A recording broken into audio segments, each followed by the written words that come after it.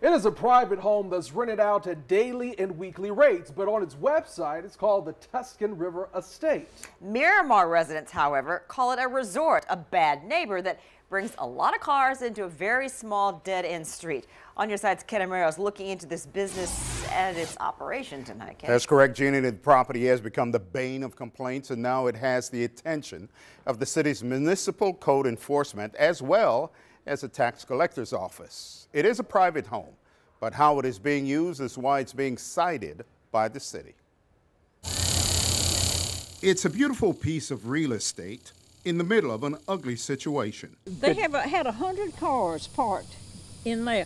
A residential property being used in a commercial manner. Nobody has told us anything. The owner of the Tuscan River Estate has been renting out the property, much to the chagrin of its neighbors. They have everything here now. They've got bed and breakfast. Betty Smith and Marie Wood live in the same neighborhood. Our street is a very quiet street, and that's why we all bought on this little 1.5 lane street. One of the complaints with a business at the end of Kelnepper Drive is the width of the road. As you can see, my hands can almost touch the pillars. That's how narrow it is.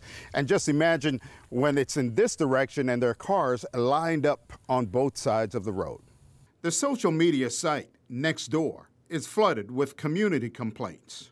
They even ferried people back and forth one time with a golf cart from the Miramar shopping center. It now has the city's attention.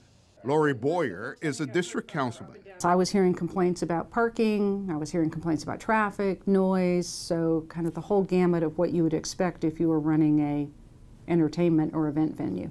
This week, city's code enforcement cited the owner of Tuscan River Estate for running a resort on residential property. It's not zoned for weddings. The owner has 30 days to comply with the zoning code or face fines. Now, the city's tax collector's office also paid the property owner a visit today to be sure that the bed tax is being paid.